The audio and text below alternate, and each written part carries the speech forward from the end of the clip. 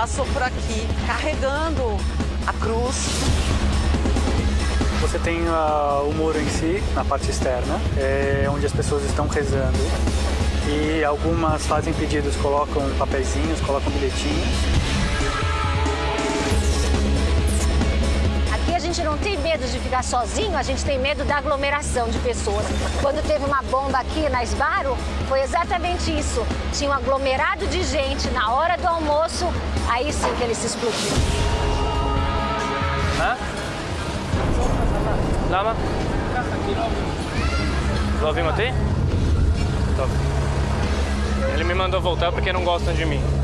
Mas aqui, ele tá falando pra gente esperar aqui, ele é um maluco, ele vai passar e daqui a pouco a gente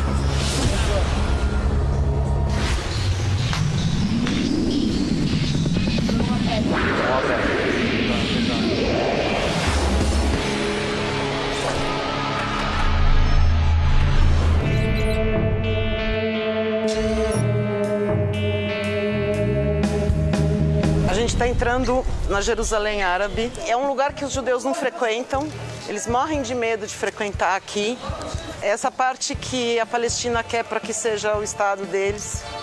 Aqui no bairro árabe, quem mora aqui são as pessoas pobres. No bairro judeu, quem mora são as pessoas ricas. Né? Vocês vão sentir a diferença, é muito grande. Agora aqui eu me sinto mais perto do Brasil. Porque a pobreza é muito parecida. Aí eles atropelam mesmo. Você vê, né? Eles são super políticos, assim. Quem? Arafat, né? Os árabes, em geral, têm orgulho de tudo. Eles têm orgulho de ser pedreiro, eles têm orgulho... Que é a grande diferença que eu acho pro Brasil. Pitot. Ah, esse aqui é como ele faz a massa. É como ele faz a massa do que a gente estava vendo. Isso aqui tudo é farinha. E este sucar...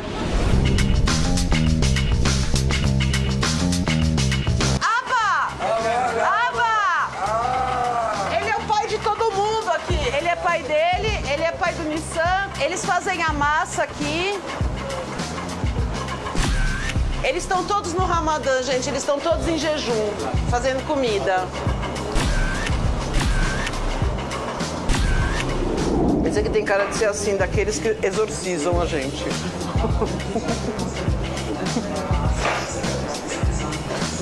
É super doce. A gente está indo para o começo da Via Dolorosa, ou seja, Cristo Jesus passou por aqui carregando a cruz. É uma procissão na Via Dolorosa, que é muito comum. E elas, como eu disse, elas têm que carregar uma cruz maior que ela. Eu sou a Luciana Gama, eu tenho 44 anos, eu nasci em Tatuí, São Paulo. Eu sou fotógrafa e eu tô em Jerusalém faz 2 anos. Eu ganhei um prêmio para essa foto porque as crianças árabes palestinas não podem frequentar a mesquita. Essa foto foi tirada aqui.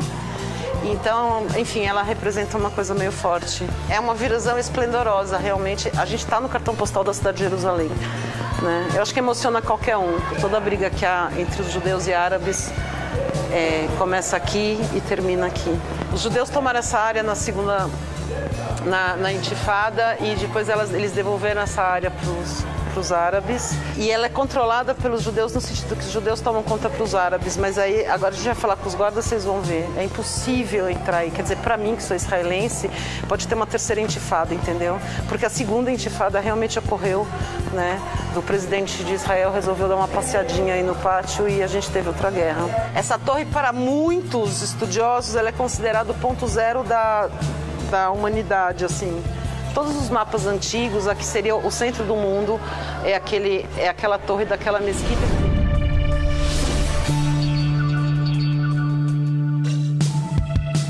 A gente está exatamente no lugar onde o Pôncio Pilatos condenou Jesus, né? Eu falo português. Ela fala português, ela fica fissurada que quando bom, vê alguém a que gente fala está muito português. contente. Você é de onde? Nós somos de Goiás. Eu fiquei com medo dela ter a síndrome de Jerusalém.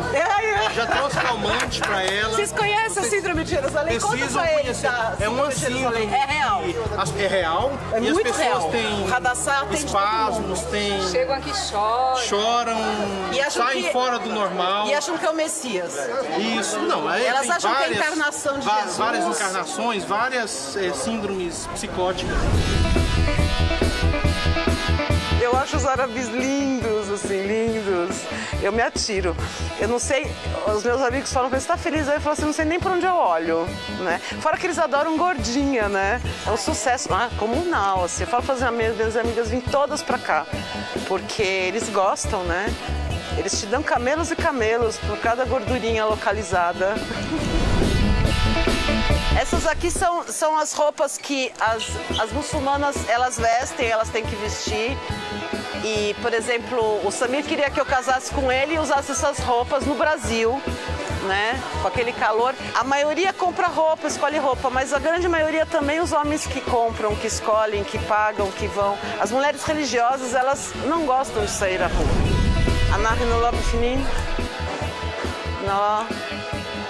E é isso, ele me mandou, ele viu que eu falo hebraico e ele falou pra mim ir pro Kotel, pro Muro das Lamentações, pro lado judaico. A gente tá no bairro cristão agora, a gente saiu do bairro árabe, a gente tá do lado do Santo Sepulcro, a gente tá indo ver como é que faz a nossa comidinha, porque a gente gosta de saber como as coisas são feitas, né? Ele é o nosso cozinheiro, ele tá fazendo uma salada árabe.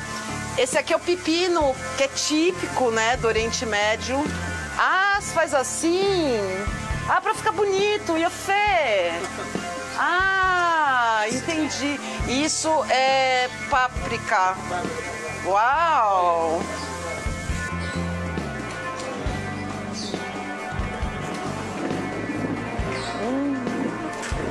Tá bom? Gostoso? É um sonho.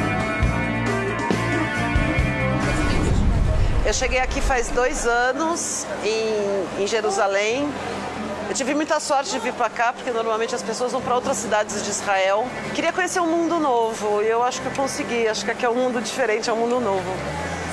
Você fez a aliá? Eu fiz aliá. Aliá é uma palavra que significa subida. É no sentido de ir para o alto, no sentido de subir na vida e crescer e voltar para as origens do judaísmo.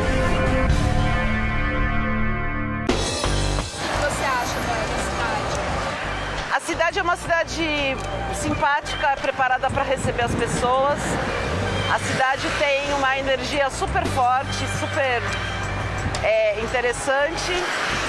E eu senti pouquíssima saudade de voltar para o Brasil, embora eu seja muito brasileira. Sim. Mas eu acho que aqui é um lugar que cabe todas as nacionalidades. Aqui está vindo um ônibus árabe e esse ônibus aqui, o 36, passou, correu. Pronto. Os ônibus árabes, eles, enfim, são para os árabes e os ônibus verdes são para os judeus e os ônibus são separados. A gente já saiu de Israel, a gente já saiu de Jerusalém, do Estado de Israel, a gente já está em território palestino. A gente vai para o assentamento judaico que tem aqui perto e assim, a gente está começando a entrar no que a gente pode chamar de orla do deserto da Judéia. A gente está chegando agora perto da minha casa. A gente tem uma boa caminhada. Existem relações boas e relações que não são boas. No dia a dia, você não vai encontrar uma bomba a hora que você estiver andando, entendeu? De ambos os lados. Agora, tem extremistas judeus, tem extremistas palestinos, né? O árabe é uma língua oficial. Eu acho que isso é importantíssimo, as pessoas esquecem disso, tanto quanto o hebraico. Significa que os árabes são oficiais aqui também. A gente está do lado da minha casa e aqui a gente tem toda a vista do deserto da Judéia. Aqui é considerado a orla do deserto da Judéia. Aqueles pontos pretos ali, a gente está vendo o Mar Morto e depois a gente está vendo toda a Jordânia. Daqui a mais ou menos 10 minutos a gente vai estar no meio desse deserto. O assentamento é feito com uma arquitetura de guerra.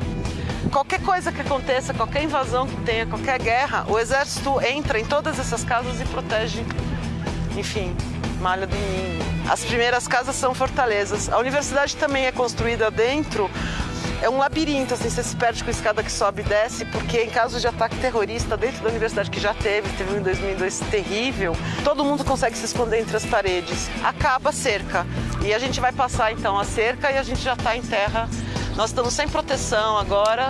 Se o exército, a polícia me pegar aqui ou pegar a gente aqui, realmente eles não têm nada para fazer porque a gente não está mais sob a proteção de Israel.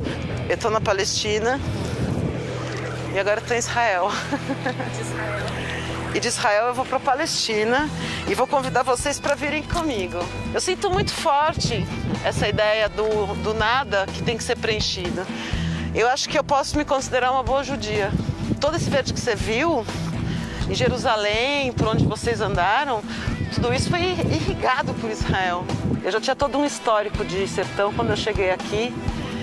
Então eu fiquei chocada, porque eu descobri que o sertão brasileiro, você vê o sinal de morte por todo lugar, e aqui não é sinal de vida. A diferença é brutal. De não ser roubada no Brasil, eu estou há 2 anos aqui andando com meu fone de ouvido e tirando fotografia e deixando minha mochila em algum lugar, e ninguém me rouba. Eu tenho uma paz aqui muito grande, porque eu não preciso estar atenta. Você desliga o vou ser roubada, que é o que acontece no Rio de Janeiro, que acontece em São Paulo, né? Isso é paz para mim.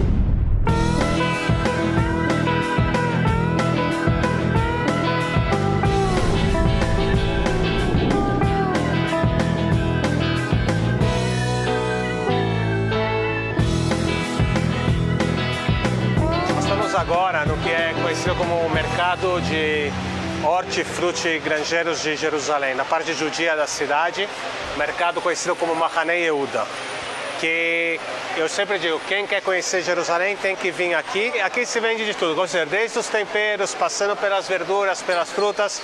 Vocês verão todas também as frutas secas, as sementes.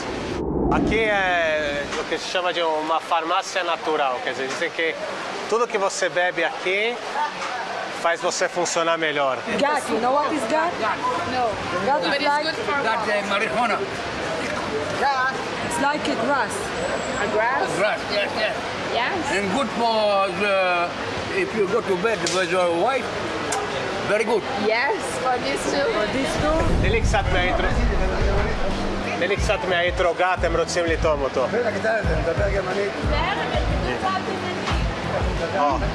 Esse é o mesmo que ele bebeu e falou que é bom pra... Isso que ele falou. Se é bom, não sei, mas você pode provar. תודה רבה, שנה טובה. תודה. Tem que desejar Shana Tová, que é um feliz ano novo, que agora está na época do ano novo, então todo mundo deixando. Bom, para comprar feijão, de vez em quando tem feijão preto para os brasileiros matarem as saudades da feijoada, mas se não tem feijão preto, vai de, acho que se chama feijão carioquinha, isso aqui em São Paulo pelo menos, se usa, mas pode ver que não faltam tipos de feijão. O feijão preto de vez em quando é encontrado. No Ano Novo Judaico, o lugar mais importante no mercado são as peixarias, porque realmente pode ver também o mais movimentado. Os peixes, agora, por que o peixe? Porque no Ano Novo é tradição comer o peixe, em toda a casa judaica é comer o peixe. Dizem que o peixe realmente é um símbolo de renovação, é um símbolo de um novo começo. Tem algumas famílias que têm que ter a tradição de comer a cabeça do peixe, para que você não fique para trás, você fica sempre para frente no Ano Novo. Venham por aqui, vocês podem ver a limpeza do peixe. Aliás, o peixe é comprado fresco. Inclusive, aqui tem banheira com... Depois vocês vão ver a banheira com peixe vivo. Banheira com peixe vivo? Tá aqui, Brasil. Yeah. Viva Brazil! Viva! This is the pool of the living fish. Now it's a holiday in Israel. So everybody take this fish and they make like little balls like this, fish balls, and they cook it. And how to kill them? How to kill them? Yeah. I show you. You take the fish and you need to give him a strong in the head. Yeah. A strong shot in the head. So you do it like this. And he's dead? He's dead now. E na época das grandes festas, não só que vai ter peixe em casa, alguns ainda se lembram que na banheira das casas, quando ainda tinha banheira, os os avós traziam os peixes vivos, porque o importante é realmente comprar ele o mais fresco possível. Meu nome é André, tenho 37 anos, sou nascido em São Paulo, no Brasil, claro. Vivo em Jerusalém há 11 anos e trabalho na área do turismo. Em Israel mesmo eu vivo já há 17 anos. Sesame with chocolate sweet. Why do you have I'm the king of this, king of the halva. É um começo de dia, acho que como em todas as cidades grandes do mundo, a família se preparando para começar a sair. A gente está bem na fronteira de Jerusalém com o deserto da Judéia, a gente pode ver o deserto no fundo. Até aqui onde a gente vive ainda chove no inverno, tem neve também, aqui em alguns dias do inverno tem bastante neve. E depois, já na região do deserto, lá para baixo está o lugar mais baixo do mundo, que é o Mar Morto. Essa placa é uma placa de absorção do calor do sol, e aí o sol, quando chega até quer dizer, aquece a placa, a água que está dentro das caixas d'água são aquecidas. Em todas as casas tem água quente sem precisar ligar eletricidade, sem precisar ligar gás, nada. Tudo é feito através do calor do sol. Isso é uma economia muito, muito grande. Eu cresci, numa casa, numa família judaica, sempre escutei sobre Israel e a gente sempre aprendeu a ter também carinho e amor pelo Brasil e também por Israel. E aos 18 anos eu fui convidado a vir conhecer Israel, a trabalhar, vim trabalhar com bananas. Em lugar de só comer banana, eu vim colher banana e cortar banana em Israel, e também vim morar um tempo aqui em Jerusalém e gostei muito e pensei na possibilidade de estudar aqui, na universidade aqui. Fui aceito e aí já acabei estudando, ficando, conhecendo a Debbie. A mãe é argentina, o pai brasileiro, e o Nitai saiu israelense, nasceu em Jerusalém. Vocês estão vendo aqui um menino que nasceu em Jerusalém. O que é interessante também no hospital, que eu acho que é uma coisa que fica marcada, é que é toda a sociedade israelense lá. Então, do lado da sala de parto da Debbie, tinha uma mulher árabe muçulmana tendo seu filho. Do lado da mulher árabe muçulmana, uma mulher árabe cristã. Uma mulher judia ortodoxa, religiosa. Tudo acontece. Eu acho que o hospital é o lugar onde todos se encontram e todos ficam felizes com o nascimento dos seus filhos, e assim funciona no hospital. Estamos agora no que se chama o Belvedere, a panorâmica do Armona Netziv. A paisagem é muito bonita. Eu também, claro, que gosto muito desse lugar, porque como alguém que estudou história e trabalha contando sobre Jerusalém, que é o meu trabalho como guia de grupos, a gente vê o Monte das Oliveiras, que é um lugar santo para os cristãos, para os judeus e também para os muçulmanos. A gente pode ver a cidade antiga de Jerusalém, o Monte do Templo, que é um lugar sagrado para os muçulmanos, é um lugar sagrado para os judeus e também é um lugar sagrado para os cristãos, já que Jesus esteve no templo. Do nosso lado direito, a parte oriental de Jerusalém, que é a parte árabe da cidade, está toda para lá, em direção ao deserto da Judéia. E para o lado ocidental a gente pode ver a parte judaica da cidade, também a parte moderna, o centro de Jerusalém, onde estão os edifícios mais altos, a gente pode ver tudo isso. A parte ocidental de Jerusalém, infelizmente, eu falo como alguém que vive na parte ocidental, ela é mais desenvolvida, do que a parte oriental, que realmente nos últimos anos ainda sofre de desigualdade em investimentos e coisas assim, que a gente já está entrando em política, mas a gente sabe que isso também acontece em Jerusalém. Eu acredito que em São Paulo as pessoas se respeitem mais no trânsito, apesar do tráfego ser muito mais intenso e ter muito mais trânsito, quer dizer, você se mantém muito mais tempo parado do que em movimento no trânsito de São Paulo, mas acho que existe um respeito maior entre um motorista e o outro. Aqui existe talvez uma competição maior nesse sentido. Infelizmente, também um dos problemas de Israel, muita gente fala do conflito entre árabes e judeus, mas um dos maiores problemas de Israel hoje em dia é justamente os acidentes de trânsito, que estão buscando formas de diminuir. Isso também. Mais pessoas do que o conflito. Já matou mais pessoas do que todo o conflito entre árabes e judeus, os acidentes de trânsito. aqui a porta de Jaffa, a entrada na cidade. Eles têm 18 anos, ok? Também os homens, também as mulheres entram ao exército aos 18 anos. Servem as mulheres 2 anos, os homens 3 anos, ok? De forma obrigatória. E aqueles que estão ali, eles estão começando o caminho no exército. São eles que são trazidos para cá junto com como aprender a atirar, aprender a correr, aprender a defender.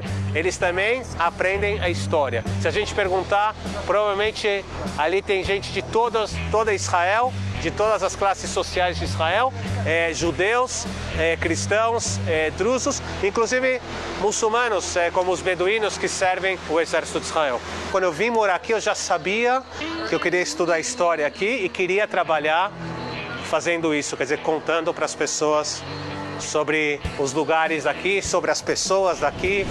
A gente está caminhando sobre os tetos das casas da cidade antiga de Jerusalém e nós temos aqui 1 quilômetro quadrado. Isso é tudo que é a cidade antiga. É um lugar bem pequeno. A gente tem por volta de 50 mil a 60 mil moradores que estão divididos em 4 bairros, né? Existem 4 bairros dentro da cidade antiga. Tudo que está para o lado esquerdo, toda aquela região, a gente vê as torres das mesquitas.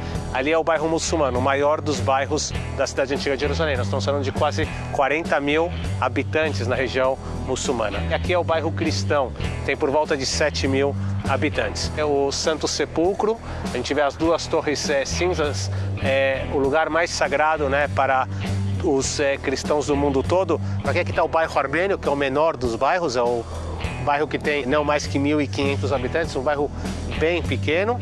E aqui o bairro judeu.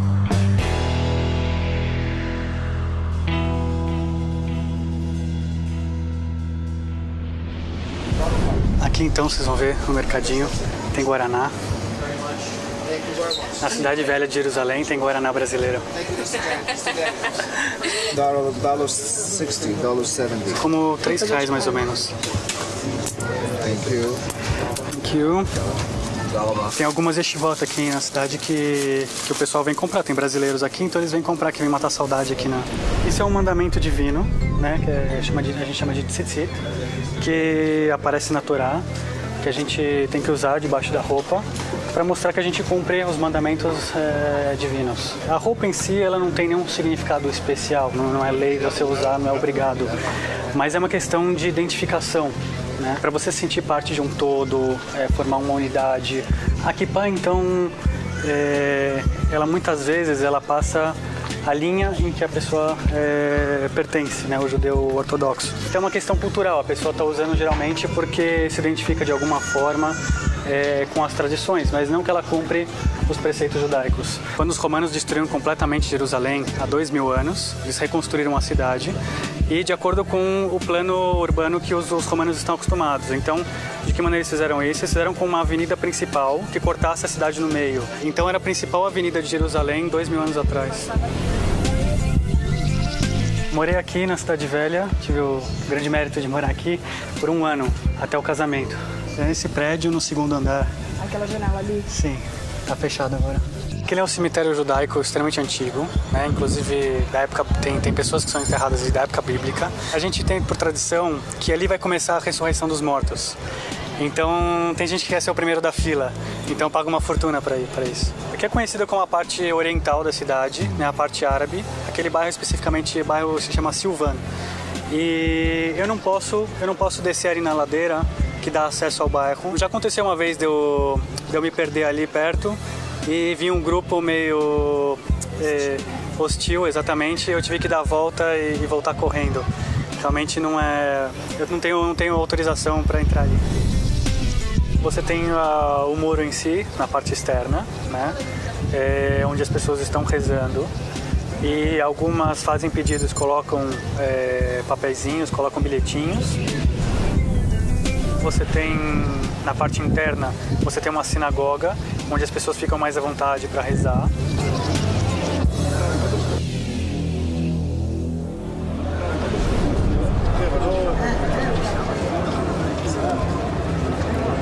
Lá, então, você tem também algumas partes que tem o chão de vidro, que dá para você ver o muro que está abaixo da terra.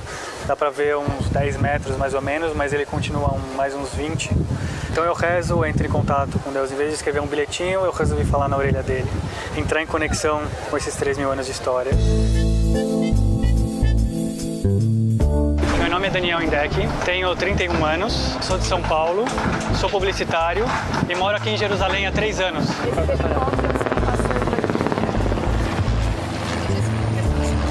Sim, os helicópteros também, tá vendo que eles estão... Tem vários helicópteros passando o tempo todo para lá e para cá. Geralmente, logo em seguida de um atentado, o pessoal reforça a segurança, ou mesmo para entrar às vezes numa loja, você acaba sendo revistado, pergunta se você está carregando uma arma, etc, etc. Estão construindo um trem, é isso? Isso, estão construindo aqui um trem de superfície aqui em Jerusalém para tentar melhorar o trânsito. Aqui não tem como construir metrô. Cada buraco que você cava tem que chamar o Ministério da Arqueologia. Eles têm que investigar se tem algum tipo de valor, se descobrem alguma coisa.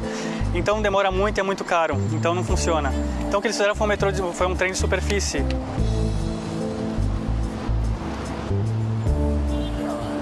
Tem muito ortodoxo. Tem demais. Eu vou te dizer que aqui em Jerusalém são mais ou menos 2/3 da população judaica são ortodoxos. Aqui a gente está vendo a avenida que começa a cidade, aquela continuação da estrada de Tel Aviv, a rodovia número 1. É uma ponte muito bonita, muito moderna, mas eu acho que é justamente por isso que não combina com Jerusalém. Você chegou aqui há quanto tempo? Eu cheguei aqui tem 3 anos. Eu mudei muito mais por uma questão religiosa. Então eu vim para cá para estudar mais profundamente o judaísmo, para conhecer mais as minhas raízes, a minha história. E nada melhor que Jerusalém. Aqui a cultura israelense é muito voltada para os ônibus, né? Eles têm... os ônibus, apesar de privatizado, eles são subsidiados. Então sai muito barato andar de ônibus. Você pega uma viagem, por exemplo, para Tel Aviv, sai em menos de 20 shekels. Isso é mais ou menos R$10. Eles não ficam personalidades especiais aqui de Jerusalém.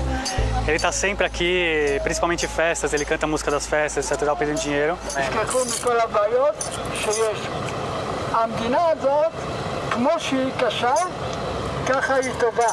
Ele está falando o seguinte, que já que a gente é brasileiro, então o Brasil ele sabe que tem muito carnaval.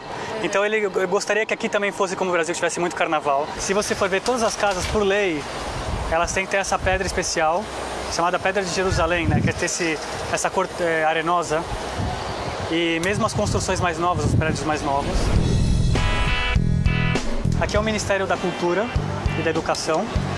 Então eles aproveitaram uma igreja antiga, né? E se instalaram aí. Para fins de lei judaica, eles tiraram, se você for ver, todos os símbolos cristãos, né? Porque era uma igreja, exatamente. Quando começaram a botar caixas d'água aqui, em cima das casas, as mais baratas eram as pretas. Então, para se diferenciar, por várias questões culturais, de segurança, etc e tal, então os judeus preferiram pagar um pouquinho a mais e botar as caixas d'água brancas, como vocês podem observar, em cima dos prédios, né? No primeiro McDonald's que abriu aqui em Jerusalém, teve toda uma disputa que os ortodoxos exigiam que fosse kasher. Não existe queijo no McDonald's aqui, então eles têm lanches alternativos. E não só isso, mas a carne também tem uma origem especial, teve todo um abate, segundo as leis judaicas. Esse é o meu bairro, se chama Kiryat Moshe. Aqui é um bairro que é conhecido como uma espécie de reduto sionista religioso. O brasileiro sente primeiro, o que eu senti, foi o fato de que o israelense é muito duro, né? Eles brigam muito, eles gritam muito. E não necessariamente que eles estejam com raiva, não é uma coisa... faz parte disso, quer dizer, a imagem que se passa de Jerusalém para o brasileiro é que é uma cidade muito insegura por causa dos atentados. Eu moro aqui 3 anos e ouvi falar de 3 atentados, nunca vi nada muito sério. O que eu sinto é que, por exemplo, se eu quero sair com o meu computador na rua e ninguém vai me incomodar. Minha esposa, obviamente, a Aline. Esse aqui é o Rafael, o mais velho da casa, né? Tem 1 ano e 3 meses. E esse é o Aaron, tem 3 meses. Os dois são, como a gente fala, Jerusalmita, né? Naturais de Jerusalém. Vamos entrar? Eu falo em português mesmo, porque mais pra frente ele vai entrar nas escolinhas, então vai ser natural para ele o hebraico, vai ser como uma primeira língua de qualquer forma. Chove pouco? Chove muito pouco. Quando chove 2 meses por ano, mais ou menos. É bem diferente, para quem vem de São Paulo é bem diferente. Nós estamos na frente do Knesset, que é o Parlamento de Israel. Em Israel nós não temos Constituição. Israel é muito parecido com a Inglaterra. Nós temos leis básicas e delas saem todas as regras, as leis e tudo que é feito. Não conseguiram fazer uma Constituição assim como tem no Brasil, então as leis não são tão rígidas e sim são mudadas de acordo com a intenção e tudo mais. Nós somos uma democracia liberal. Meu nome é Sandra Rejuan, eu tenho 44 anos, moro aqui em Jerusalém já há 25 anos. Eu tenho 2 filhas, uma na universidade e uma no exército israelense. Eu sou casada com um industrial do ramo do café. Eu nasci em São Paulo e eu estou aqui, eu trabalho no Likud, no partido Likud. Eu sou presidente do Likud latino-americano para Jerusalém. E o que eu faço realmente eu vou representar, eu estou querendo ser deputada, eu vou correr nas próximas eleições para ter uma cadeira no Knesset e representar a comunidade latino-americana, que aqui é muito grande. Israel, em geral, tem uma base de 200 mil argentinos e poucos chilenos, poucos bolivianos, mexicanos, tal, muito poucos, mas tem mais argentinos, realmente uns 200 mil e tem uns 10 mil brasileiros. Esse aqui é o portão original do parlamento israelense. Acontece que por motivo de segurança tiveram que mudar para esse aqui blindado porque todas as cerimônias são feitas aqui com o presidente, com o primeiro-ministro, com as autoridades. Quando o presidente Lula veio visitar, tudo é feito aqui. Eu acompanhei o presidente Lula quando ele esteve aqui, acompanhei o presidente Pérez quando ele esteve lá. Para mim, a experiência pessoal foi estar tanto em Brasília, entre os meus 2 presidentes, o meu presidente de alma e o meu presidente de coração, e poder fazer com que eles conversassem livremente. Eu traduzo simultaneamente e eles quase não sentiram que eu estava lá. Quer dizer, nós estamos no parlamento de Israel, aqui é o hall da democracia. Nós temos partidos aqui árabes, ortodoxos, seculares, judaicos e temos também drusos. Então, nós temos até aqui um membro do parlamento que ele foi assessor de Yasser Arafat. Jerusalém é considerada uma das cidades mais pobres de Israel. É uma cidade de trabalhadores, aqui quase não tem indústria. É muito difícil você ter aqui indústria, os impostos são muito altos, não se constrói prédios altos, é muito raro você conseguir. Então a moradia é muito cara, os aluguéis são caros, a faculdade é muito cara. E os jovens saem de Israel, quando eles chegam a uma certa idade, eles saem daqui. Nós estamos nesse momento na Alameda dos Justos e se trata de um grupo muito especial da raça humana, de alguns milhares de pessoas não judeus que nos diversos países de ocupação nazista na Europa tiveram a coragem, a integridade de nadar contra a corrente.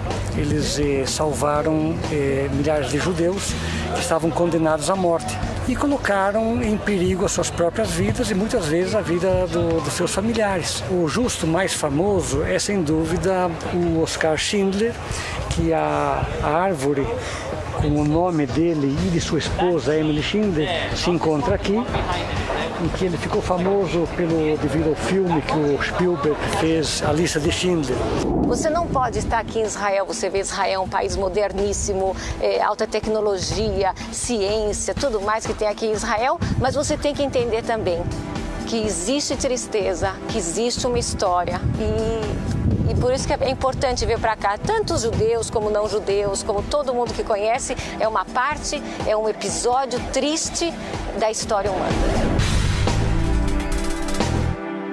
Esse aqui é o bairro de Mamila, que ele foi construído completamente nos últimos anos.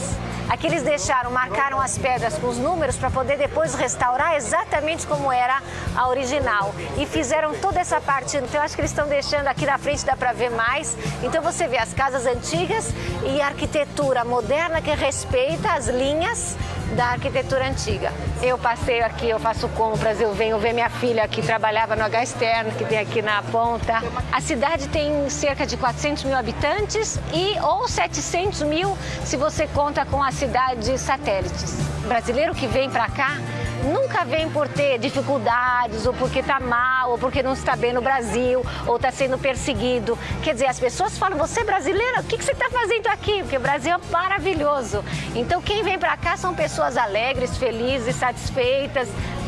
Nós vamos encontrar minha irmã e meu cunhado que estão aqui almoçando. Vem, vem! Falei que vocês estão passeando, aproveitando o dia maravilhoso. Tá boa, como vai você? Falei que vocês estão passeando aqui, a Célia, minha irmã, e o Edilson. Vim pra cá por decisão pessoal e porque eu sei que aqui precisa de médicos, principalmente na minha especialidade, que eu sou cirurgiã. faz um ano e estou esperando para conseguir a licença de trabalho, a validação do meu diploma. Para exatamente depois do Holocausto, que os judeus foram massacrados e foram mortos por ser judeus, não por nenhum crime, então Israel fez essa lei do retorno. O Estado de Israel foi criado e existe a lei do retorno. Basta você ser judeu ou filho de mãe judia que você tem o direito de morar em Israel. É o seu refúgio, é a sua casa certa. Ele, como ele não é casado com a minha irmã oficialmente, então ele tem que renovar o visto para estar aqui em Israel. Mas ele trabalha aqui normalmente, vive, tem seguro de saúde, quer dizer. Ele trabalhando, ele tem todos os direitos, porque isso quem dá é o próprio local de trabalho.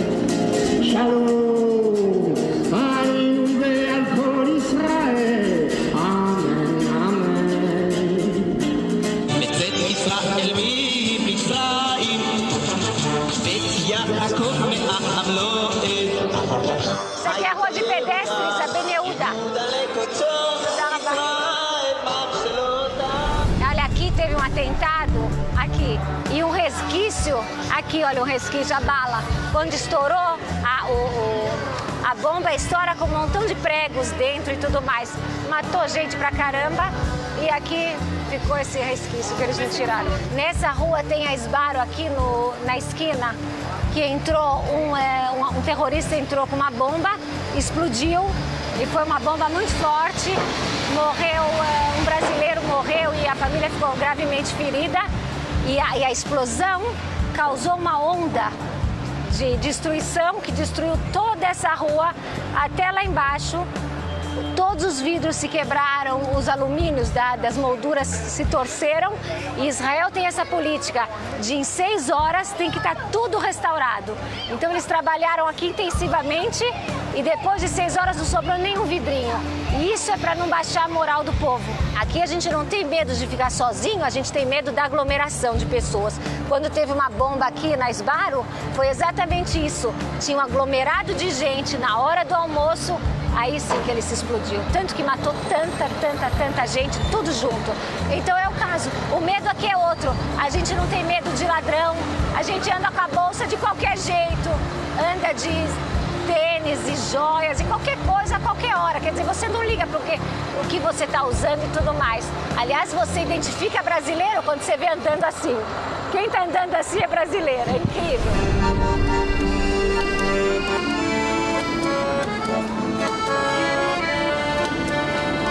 Estamos chegando na minha casa. A gente tem uns 50 metros para andar a pé, mas esse bairro é muito, muito simpático, silencioso. Agora você já sabe o segredo. Bem-vindos. É um prédio novo, é sua casa. É minha casa. Vamos entrar.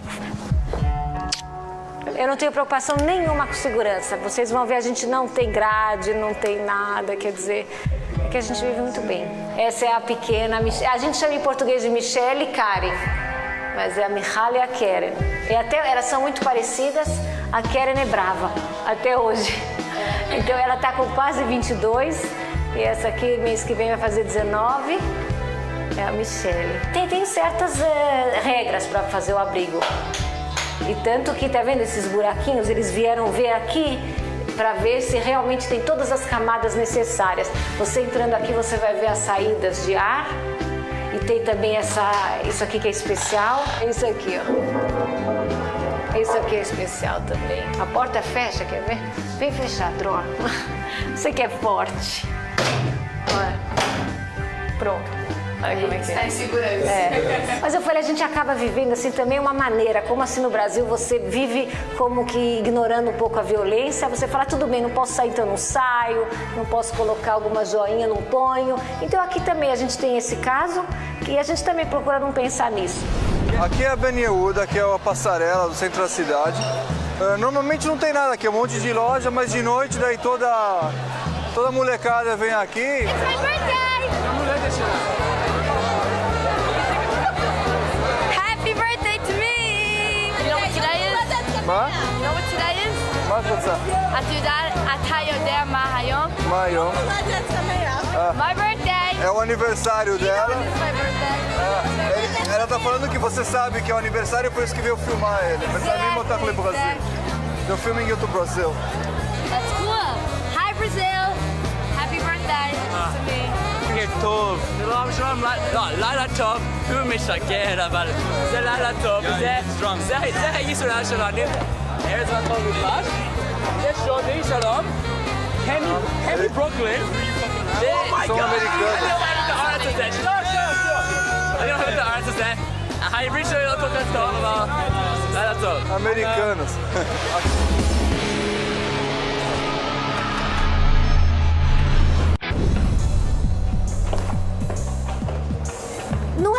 Não é fácil, porque você sabe que são 2 anos que a criança é considerada, a adolescente, né?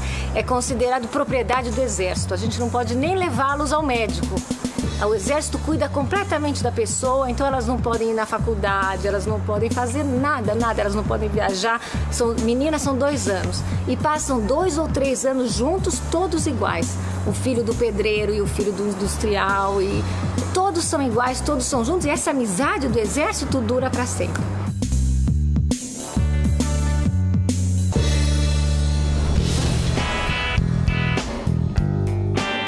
Como vocês estão vendo, a gente está na entrada do Santo Sepulcro, por ser sábado, tá cheio de gente.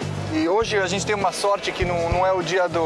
Tem uns caras que fazem procissão levando cruzes, põem coroa, tem uma, dá pra ver uma lá.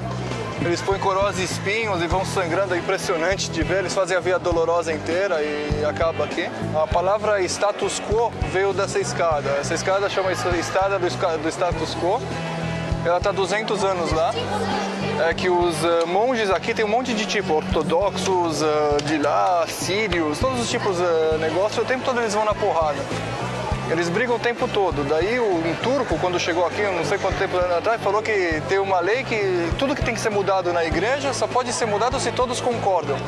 Então eles não conseguem concordar nem de tirar aquela escada de lá. Então chama a escada do status quo, está 200 anos lá porque ninguém concorda em tirar ela de lá. Daí já virou um símbolo. E a porta que abre, essa porta tem uns 500 anos, uma coisa assim, não me pega na palavra, mas é uma coisa assim. E são 2 famílias muçulmanas que faz centenas de anos que abrem e fecham a porta. Eles têm a chave, eles abrem a porta. Nenhum dos padres, dos monges, eles não têm possibilidade de abrir e fechar. São só os muçulmanos que fazem isso para ninguém tentar fechar para os peregrinos de outra facção cristã, para não terem vinganças e essas coisas. Então eles deram para 2 famílias muçulmanas para serem especializados nisso. Aqui é a pedra onde foi lavado Jesus. Então, as pessoas estão chorando, eles passam óleo e beijam a pedra. Só que eles não sabem, o que não falam é que essa pedra foi posta aqui acho que em 90. Não é a pedra original, eles puseram isso como mais um lugar simbólico. Mas já que não falam para as pessoas, tem gente que fica chorando aqui, não sei o quê, então eu tenho que saber que a pedra não é original. É uma coisa, acho que é bem forte para os cristãos. Já para mim é muito interessante isso, porque não é a minha religião, eu sempre acho muito... É uma coisa forte que acontece aqui. E sábado, vocês vão ouvir bastante gente cantando e tudo, tem muita procissão para cá. E eles abrem também todos os altares, que é uma coisa que não está sempre aberto, os altares. Oi, meu nome é Ricardo, tenho 31 anos, sou nascido em São Paulo. Estou morando aqui em Israel já há uns 20 anos, em Jerusalém algo como 8. Eu sou animador, faço desenho animado para criança, com massinha e todo esse tipo de coisa. Isso aqui é o grafite, aqui nem fala Joãozinho teve aqui, só que esse grafite aqui é do tempo dos cruzados. As cruzes, as pessoas que vinham fazer as cruzes quando eles estavam fazendo os... Em algum lugar aqui, eu vi uma vez quando um guia mostrou, que tem aqui também a águia alemã nazista. Quando eles estiveram aqui na Segunda Guerra Mundial, eles também eles gravaram suásticas nos lugares. Aqui também tem símbolos dos otomanos, só que precisa ser guia mesmo para encontrar onde está, porque isso está em todas as paredes da área. Essa igreja foi construída e destruída um monte de vezes, então tem coisas que ficaram nas outras, então não dá para entender também o estilo. Aqui é romanesco, lá era gótico, e tem um monte de estilos, e às vezes você vê coisas que começam e param no meio, então o tempo todo foi construído uma em cima da outra. Acho que começaram a construir isso em 200.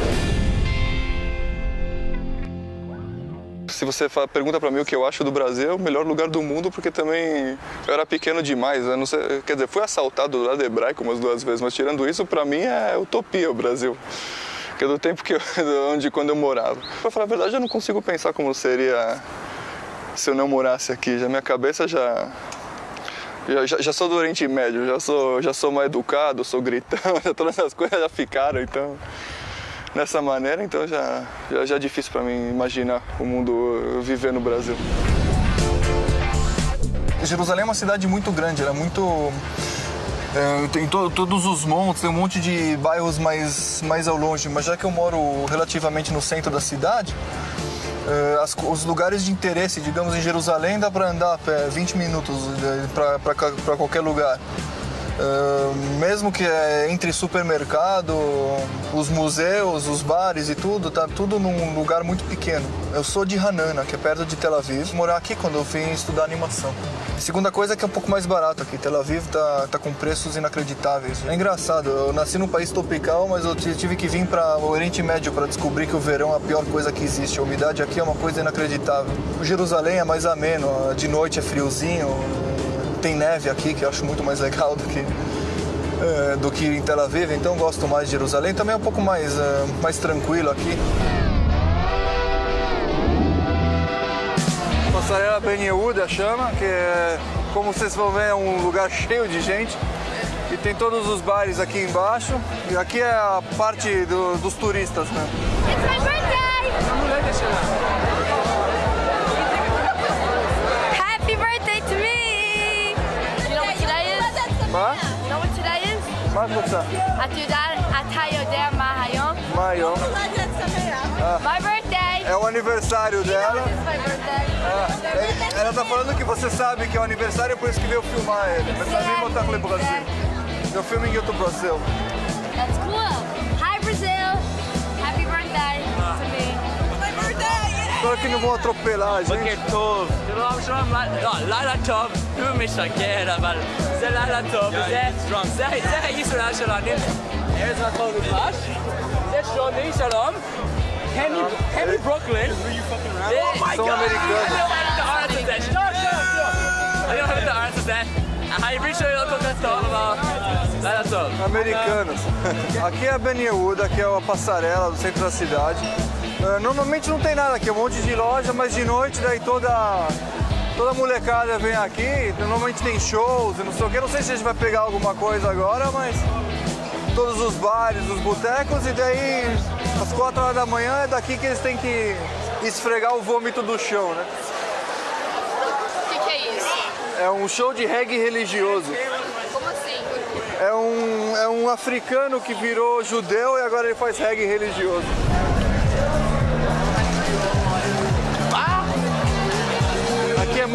Aqui é uma espécie de um ponto de encontro também para muitos judeus americanos. Eles se encontram aqui porque muitos judeus americanos emigram e vêm aqui passear. Então é um ponto de encontro para todos eles. Eles vêm em dezenas de grupos, aí eles se encontram de noite aqui. Aqui é a principal rua de bares que tem aqui no negócio. Primeira coisa, todo mundo fala aqui umas 50 línguas cada um. Pra te convencer a sentar no próprio bar, todo mundo fuma aqui na narguilé e tudo, e aqui é a principal boca assim, dos turistas, tem todas as baradas aqui dentro.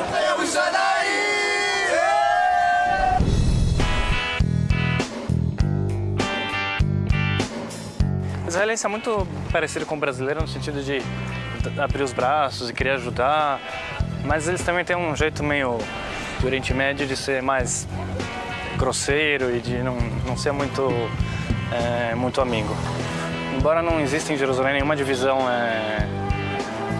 física, nenhuma barreira, nem nada, a divisão é psicológica, é cultural, é arquitetônica. Aqui de cima dá para ver o que é a maior cicatriz de Jerusalém, que é o muro que separa Jerusalém ou Israel da Cisjordânia. E em boa parte, né? Não em toda a região.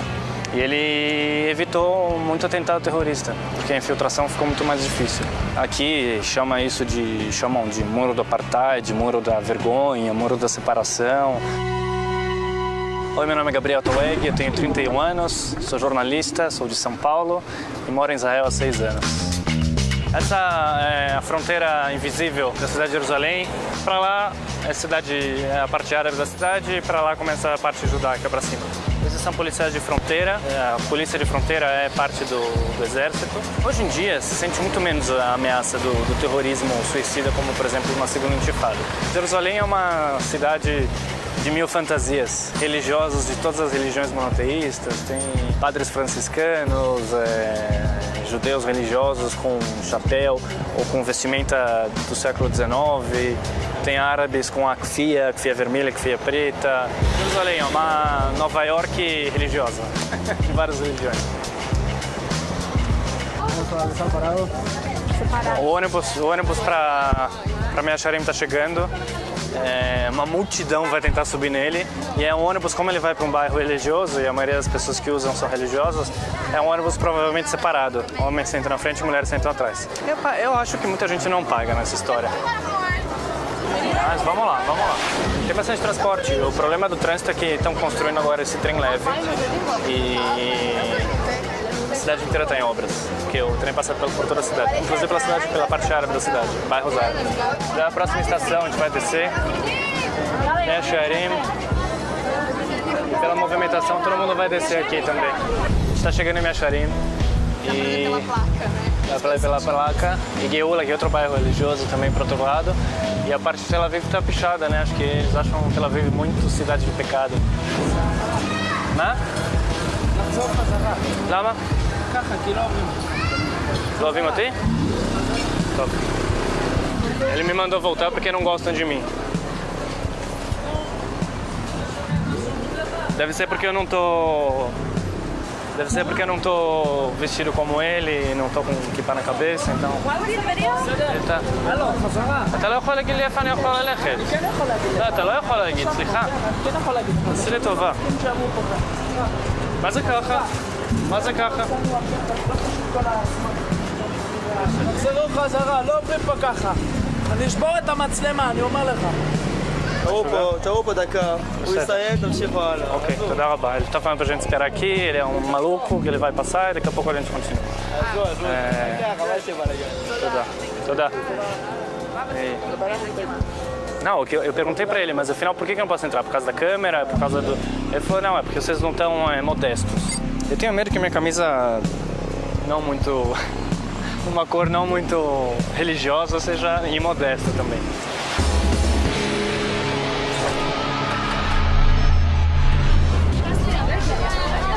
Estouro da boiada, né? Estouro da boiada. Pelo jeito todo mundo vinha pra cá também, dá pra ver aqui.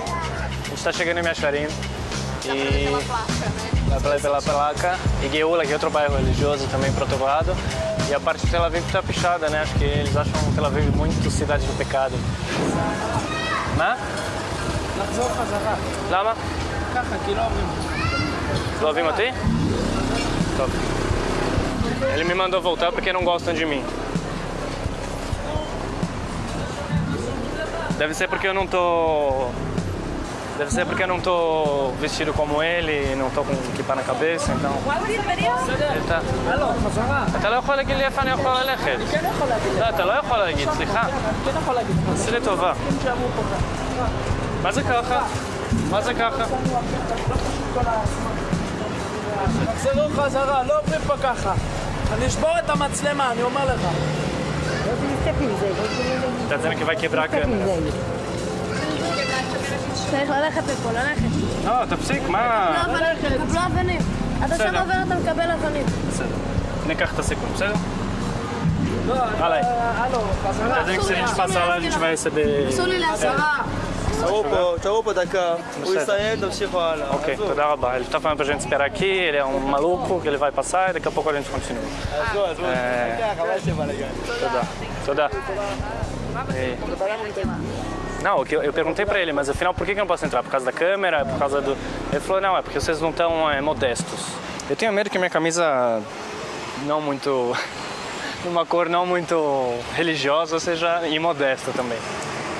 O que é imodesto pra mim pode não ser modesto pra vocês, certamente não pra eles. O cara tá aí... תחזרו אחורה, הלו. מה, עוד פעם אתה? כן, תעני, כן. תסביר לי מה הבעיה. תגיד מה הבעיה. תסביר לי רק מה הבעיה. אני רוצה להבין. Ele diz que simplesmente não querem que façam imagens aqui e é tudo que ele diz. E sai andando de novo. Vou perceber também que a arquitetura do bairro é completamente diferente, né? Dá mostrar.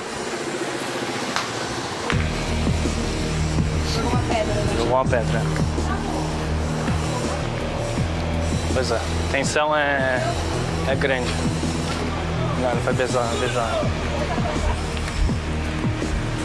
Essa é a pedra que ele jogou na gente. Sorte que não pegou. Mas eu acho realmente que ele não jogou para pegar. Ele jogou mais para assustar e conseguiu. Vou deixar ela aí de lembrança pro bairro. Então eles vão precisar usar em outras ocasiões. Se bem que você pode entrar numa loja, por exemplo, a loja que eu entrei para comprar água antes, é uma mulher trabalhando. Ela disse que não mora aqui, que ela só trabalha aqui, não quis me dizer onde ela mora, mas ela mora em outro bairro de Jerusalém e ela trabalha aqui. Não é proibido para as mulheres trabalhar, mas o que acontece é que as mulheres ultra-ortodoxas têm muito mais filhos e ser mãe vira uma profissão, né, de tempo integral.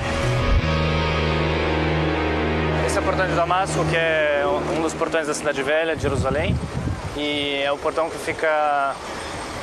É o principal portão do bairro muçulmano da Cidade Velha. Então, a partir daqui começa também, do mesmo jeito que a gente viu do outro lado, que começava para lá o bairro árabe, então é a mesma ideia, a mesma concepção aqui. A gente viu antes Jerusalém, a parte árabe de Jerusalém de cima, agora a gente está vendo de dentro e está vendo um pouco de como é essa cidade.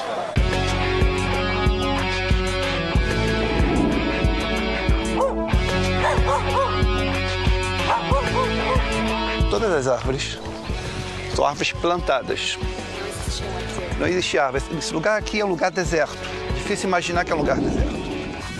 O capitalismo global entrou de frente dentro do kibbutz e o kibbutz, de uma certa forma, teve que se adaptar à sua realidade ao capitalismo global. As pessoas que moram aqui nessa região, em outras comunidades que não são do kibbutz, inclusive tem um problema, porque o pedido aqui é muito maior do que a possibilidade que a gente tem, né?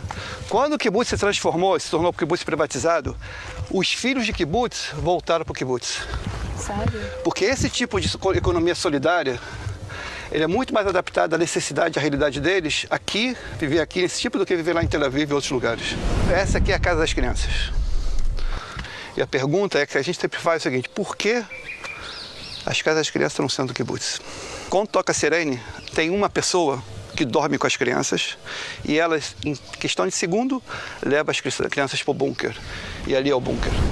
Vai estar aberto. O bunker central é exatamente no meio da casa das crianças. Isso era uma forma, inclusive o sistema das crianças não morarem com os pais nessa época, não é uma questão somente ideológica. Isso era uma questão também de sobrevivência, de dar resposta imediata para as crianças. Esse é o lugar mais protegido. Quer dizer, o valor das crianças era o total, absoluto, no sentido de dar maior proteção total dentro do lugar altamente hostil. É o bunker, está fechado. Isso aqui você desce para baixo.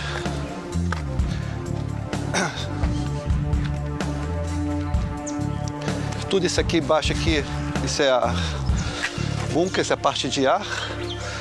E agora, com a criatividade das pessoas, as pessoas fazem isso aqui, um lugar também brinquedo para as crianças, tá vendo? A questão da igualdade, esse é um conceito ideológico dessa sociedade. Quem tem o direito à educação aos filhos. E a decisão do kibbutz, que o kibbutz, a comunidade, ela que educa os filhos, não os pais. E as crianças desse kibbutz não dormiam na casa dos pais. Nasciam, o neném, depois da amamentação, ela ia para a casa dos nenéns. E via para a casa dos pais somente a partir das 4 da tarde, quando o pai acabava de trabalhar. Isso quer dizer que o kibbutz assumia a responsabilidade pela formação do novo jovem não burguês, um novo jovem judeu, socialista, israelense, integrado num outro tipo de sociedade alternativa da sociedade lá de fora de Tel Aviv ou do Rio de Janeiro. Isso é um conceito fortíssimo. E ainda existe essa casa? Essa última casa acabou na Guerra do Golfo. Quando teve a Guerra do Golfo, em 94, kibbutzim deixaram de manter essa estrutura. Fazem aqui o seu mundo, né? Eles criam o seu pequeno mundo em função dessa sucata que está aqui. Na verdade, uma sucata organizada para as próprias crianças. Você vai ver esse sistema, esse é um sistema que foi criado no kibbutz. Inclusive, tem algumas escolas no Brasil e, logicamente, no mundo, que começaram a adaptar esse tipo de sistema. Meu nome é Jaime Fuchsbar, eu tenho 52 anos. eu sou educador. Eu moro aqui nesse kibbutz, Nachshon, há 26 anos. Sou casado, tenho 2 filhos. Carioca da Tijuca. Trabalho com educação, trabalho fora daqui. Eu trabalho, inclusive, num outro kibbutz. Sou diretor de uma escola, um kibbutz chamado Holit, que é na faixa de Gaza, que é 3 quilômetros da faixa de Gaza. É tão perto que os foguetes passam por cima. Ah, Leorpe. Roberto, meu irmão. Oi, tudo bom? Oi. Carioca, Orpá, minha esposa, fala português. Prazer. E se usa o excesso dele, a gente usa isso também para lata de lixo. Não tem nada a ver com a lata de lixo. Para vez de jogar fora, se usa isso. Mas é um plástico que a gente fabrica naquela fabricaria. Todos os kibbutzim têm isso. Inclusive na cidade tem isso. Quando tem alguma bombardeio, alguma coisa, você toca aqui, esse aqui toca, você avisa para todas as pessoas. Em Israel, as pessoas sabem como nessas situações onde tem que ir, onde tem que se esconder, o que tem que fazer. E graças a Deus, pelo menos a região aqui de Nachshon é uma região hoje muito tranquila, mas foi uma região muito violenta até 67. O kibbutz é um sucesso, talvez eu acredito que talvez é um dos poucos lugares do mundo que o socialismo ele deu certo.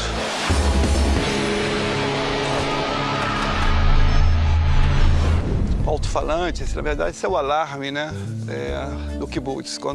Em todos os kibbutzim tem isso, inclusive na cidade tem isso. Quando tem alguma bombardeio, alguma coisa, você toca aqui, esse aqui toca, você avisa para todas as pessoas. Em Israel, as pessoas sabem como nessas situações onde tem que ir, onde tem que se esconder, o que tem que fazer. E graças a Deus, pelo menos a região aqui de Nachshon é uma região hoje muito tranquila, mas foi uma região muito violenta até 67. O kibbutz é um sucesso, talvez eu acredito que talvez é um dos poucos lugares do mundo que o socialismo ele deu certo. O problema é quando você pergunta aos veteranos, as pessoas hoje que são os fundadores do kibbutz, eles têm uma grande mágoa de saber que o kibbutz não continuou aquele kibbutz socialista clássico conforme eles sonhavam. E o kibbutz se transformou. Mas você chega para ele e pergunta para ele, olha, fala sempre para esse meu sogro, fala, Yosef, olha só, cara, olha o que tu construiu, cara. Isso é fruto da tua construção. E ele fala para mim, é verdade, a gente fez realmente uma grande revolução, mas a gente não conseguiu manter isso no socialismo absoluto. Eu, assim, chegou a ser até radical. Acredito que se não houvesse o movimento kibbutziano, o Estado judeu era quase impossível de existir. Porque somente pessoas altamente idealistas podiam fazer o que fizeram isso aqui. As pessoas vieram vieram para cá, sem nada. Esse lugar não tem água. Nesse lugar não tem nada, isso aqui só tem pedra, espinho, sol pra caramba. Os caras com as próprias mãos criaram o que criaram. O que eu sinto falta do Brasil? Primeiro da comida. A comida brasileira não tem igual no mundo. Do calor humano do povo. O brasileiro é muito especial nesse sentido. Nesse momento a gente não pensa em voltar para o Brasil, mas tudo é possível. Também o Brasil também é nossa casa, né? Hoje em dia a gente vê o Nitai crescendo, estudando na escola aqui, agora escutando bossa nova, aprendendo a falar português e espanhol. Nós estamos muito felizes aqui, nós já criamos nossa vida aqui, também nós nos encontramos aqui, então nossa vida já é aqui. Eu sinto muito saudade do Brasil, sinto saudade em algumas coisas do Brasil, do jeito brasileiro, das praias, né? Da beleza do Brasil, da música brasileira. É quase impossível você apagar uma cultura, né? Valores, conceitos que você foi criado, né? As pessoas me perguntam, poxa, quem você ama mais, Brasil ou Israel? Eu falo, é como pai e mãe. Eu amo os dois. Eu sinto falta dos meus pais. Eu tenho muita saudade do Brasil. E sempre que eu vou ao Brasil, eu gosto de chegar lá. E quando eu venho para Israel, eu gosto de chegar aqui. O Brasil é minha casa, Israel é minha casa. Sinto muita saudade, na minha família principalmente, porque todos moram lá. Eu vou pouco demais, eu acho, pro Brasil. Infelizmente é difícil, é cara a viagem, mas quando eu posso, eu vou. Eu viajo uma vez por ano pro Brasil, então dá pra sentir menos falta. Mas é claro que eu sinto falta de muitas coisas, com meus amigos, minha família que tá toda lá. a comida da minha mãe, a cultura brasileira de sair para tomar uma cerveja no botequinho, coisas que não existem aqui, não tem o mesmo costume. Não sei se eu voltaria. E hoje tô aqui, hoje esse é meu novo país. Eu sinto falta da alegria brasileira, sinto falta da sensualidade brasileira, eu sinto falta da ginga brasileira e o que me fez sobreviver, né, aqui foi o Brasil.